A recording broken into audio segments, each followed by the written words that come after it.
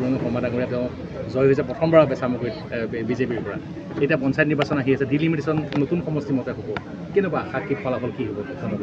আমিতো পঞ্চায়তত ভালে আশা কৰিছোঁ, কাৰণ কিয় প্ৰতিটো নিৰ্বাচনে আমাৰ কাৰণে গুৰুত্বপূৰ্ণ।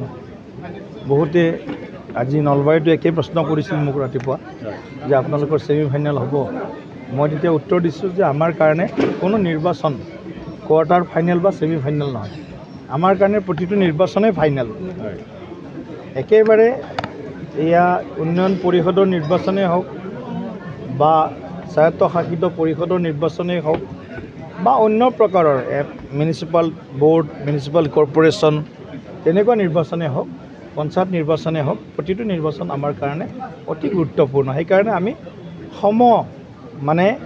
শক্তিৰে যিটো আমি পঞ্চায়তত লগাইছোঁ সেইটো পাৰ্লিয়ামেণ্টতো লগাম, যিটো পাৰ্লিয়ামেণ্টত লগাইছোঁ সেইটো বিটিআৰতো লগাম, যিটো বিটিআৰত লগাইছোঁ সেইটো আমি বিধানসভাতো লগাম। গতিকে শক্তিৰে আমি বিধানসভা নিৰ্বাচনৰ পৰা লোকসভা নিৰ্বাচনৰ পৰা আৰম্ভ কৰি সকলো নিৰ্বাচনক আমি অত্যন্ত গুৰুত্ব সহকাৰে লৈ যাতে ৰাইজৰ আমি আশীৰ্বাদ লাভ কৰিব পাৰোঁ আৰু ৰাইজৰ হৈ কাম কৰিব পাৰোঁ। সেইকাৰণে আমি অন্য কিছুমান দলে, মই নাম নকওঁ, কোনোবাই কয় এইটো সৰু নিৰ্বাচন, কোনোবাই কয় এইটো জনজাতিৰ নিৰ্বাচন। গতিকে এনেধৰণৰ বক্তব্য, তুলুঙা বক্তব্যই সেই কেৱল জনগোষ্ঠীটোকেই অসন্মান কৰিছে এনেকুৱা কথা নহয়। গণতন্ত্ৰটোৰ প্ৰতি যে তেওঁলোকৰ আস্থা নাই, এই নিৰ্বাচনটোৰ প্ৰতি তেওঁলোকৰ কোনো আস্থা নাই। তেওঁলোকে কেৱল এটা ফেক নেৰেটিভ হোৱা তেওঁলোকে এটা পৰিস্থিতি, পৰিৱেশ এটা তেনেকুৱা ধৰণৰ সৃষ্টি কৰি তেওঁলোকে কেৱল তুষ্টিকৰণৰ ৰাজনীতি, ভোট বেংকৰ ৰাজনীতিৰে বিপথে বিভ্ৰান্ত কৰিব পাৰে, যাতে কৰিব পাৰে সেইবিলাক কথাবিলাক চিন্তা কৰে। গতিকে আমাৰ কথা আহোঁতে ৱাকফ বিলৰ কথা আহিছে। ৱাকফ বিলখন আপোনাৰ বিধেয়কত পৰিণত হৈছে আৰু ৱাকফ বিলৰ বাবে এবাৰ পঞ্চায়ত নিৰ্বাচনত সংখ্যালঘু এলেকা যথেষ্ট ক্ষতিব বুলি কংগ্ৰেছে দাবী কৰিছে। সাংসদ গৌৰৱ গগৈয়ে ৱাকফ বিলৰ সমৰ্থনত যথেষ্ট তেওঁ যুক্তি দাঙি ধৰিছে আৰু এই কথা কিন্তু যথেষ্ট সমালোচিত হৈছে। আনকি কালি ডিব্ৰুগড় কংগ্ৰেছৰ পৰা প্ৰদেশ কংগ্ৰেছৰ সভাপতিয়ে বিলখন কংগ্ৰেছ দল বা অন্য বিৰোধী দলবিলাকে তেওঁলোকৰ এটা নেৰেটিভ মাত্ৰ, এইটো ঘৰিয়ালৰ চকু পানী। 77 বছৰ হ'ল দেশ স্বাধীন হোৱা। 77 বছৰত তেওঁলোকে যদি ইচ্ছা কৰিলেহেঁতেন ৱাকফ সম্পত্তি সম্পূৰ্ণ বিজ্ঞানসন্মতভাৱে শক্তিশালীভাৱে ইয়াৰ পৰিচালনা কৰিব পাৰিলেহেঁতেন, ৰেকৰ্ড কৰিব পাৰিলেহেঁতেন।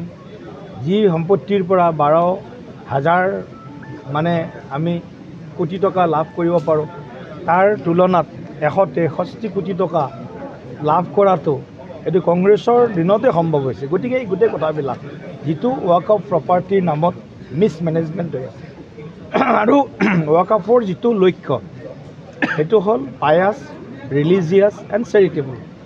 তিনিটা লক্ষ্য, যে পবিত্ৰ কামত আল্লাৰ নামত তেওঁলোকে তেওঁলোকৰ নিজৰ নামত থকা সম্পত্তি দান কৰিব পাৰে, যাক আৰবী ভাষাত ৱাফ বুলি কোৱা হয়। গতিকে সেই ৱাফটো সম্পত্তি ভাৰতবৰ্ষত আজিৰ দিনত আপোনালোকে যদি চাবলৈ যায় প্ৰায় 9 লাখ সম্পত্তি আছে ভাৰতবৰ্ষত। 43 লাখ হেক্টৰ মাটি আজি ৱাকফ বোৰ্ডৰ আছে। 9 লাখ সম্পত্তি, 43 লাখ হেক্টৰ মাটি আছে। গতিকে এই সম্পত্তি ক'ৰবাত লিটিগেশ্যনো আছে, কেছো চলি আছে। ক'ৰবাত কেতিয়াবা এটা পুৰণা এটা অনুষ্ঠানকো তেওঁলোকে তেওঁলোকৰ প্ৰপাৰ্টি বুলি দাবী কৰে। কেতিয়াবা নামঘৰ মন্দিৰকো কৰে। আমি ইয়াত নামঘৰ বুলি কৈছোঁ, তামিলনাডুত শেহতীয়া উদাহৰণ হৈছে। গতিকে এই ধৰণৰ এটা বিশৃংখলতাৰ পৰিৱেশ আছিল। গতিকে এই গোটেই কথাবিলাকৰ এটা শুদ্ধ আৰু শক্তিশালী পৰিচালনাৰ বাবে এখন উম্মিদ নামেৰে এই বিধেয়কখন, ৱাকফ যিখন এমেণ্ডমেণ্ট বিল, উম্মিদ নামেৰে আমি এইখন সংশোধনী কৰিছোঁ আৰু এই সংশোধনীৰ জৰিয়তে আমি পিছপৰা, শোষিত, বঞ্চিত আমাৰ যিসকল মুছলমান ভাই ভনী আছে সেইসকলক ন্যায় দিয়াৰ কাৰণে আমি চেষ্টা কৰিছোঁ। তেওঁলোকৰ উপকাৰ যাতে হয়, ৱাকফ প্ৰপাৰ্টিৰ প্ৰপাৰ মেনেজমেণ্ট হয়, তাৰ পৰা উপাৰ্জন যি হ'ব এই উপাৰ্জন যাতে দুখীয়া আমাৰ মহিলাসকলে, দুখীয়া আমাৰ যুৱক যুৱতীসকলে তেওঁলোকৰ দক্ষতা বিকাশৰ পৰা আৰম্ভ কৰি বিভিন্ন কৰ্মসংস্থানমুখী তেওঁলোকে সুবিধা লাভ কৰে।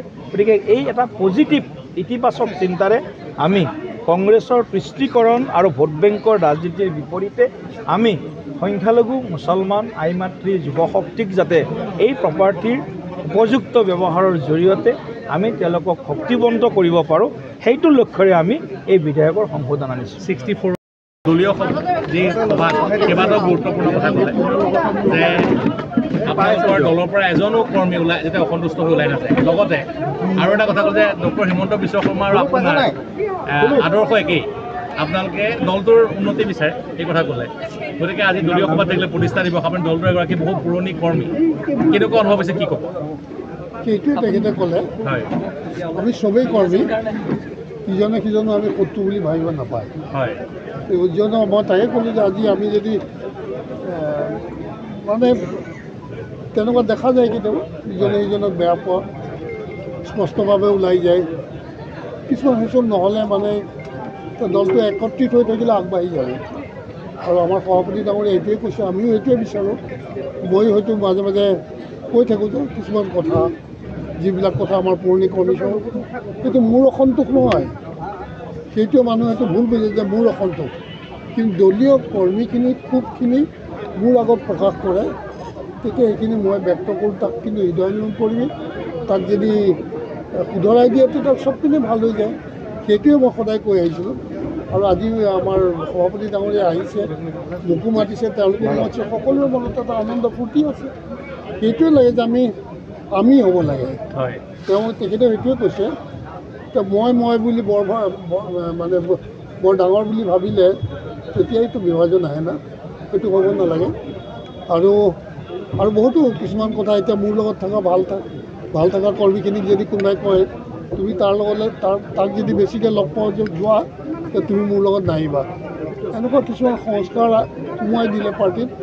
বহুতো মোৰ পুৰণা কৰ্মী মোৰ তাত নাহে, হয়তো মোক ভালো পায় কিন্তু আহিবলৈ সাহস নকৰে। লবিকেন্দ্ৰিক এটা যিয়ে নহওক সেইটোতো বেয়া কথা, সেইটো ভাল সংস্কাৰ নহয়, যিটো দলৰ কাৰণে ক্ষতিকাৰক। সেইটোৱেই তেনেকুৱা বহুত ধৰণৰ বহুতৰ মাজত এইচব খুব আছে, সেই চবকে কৈছোঁ এইচব শুধৰালে চব ভাল হৈ যায়। মোৰ ব্যক্তিগত খুব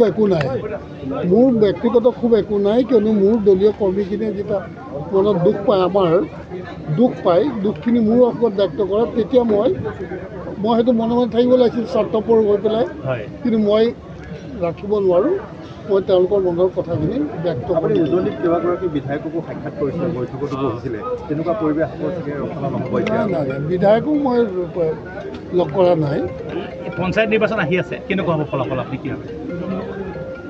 চব পঞ্চায়ত নিৰ্বাচনটো বৰ এটা মানে একদম তৃণমূল পৰ্যায়ৰ হেৰিটো, অলপ ভোটৰ কথা, তাতে ৰিজেক্টমেণ্ট হৈ গ'লে এটা উঠি দিলে তাৰ বংশ পৰিয়ালৰ বহুত ভোটো ভাঙি হৈ যায়, তেনেকুৱা বহুত কথা থাকে।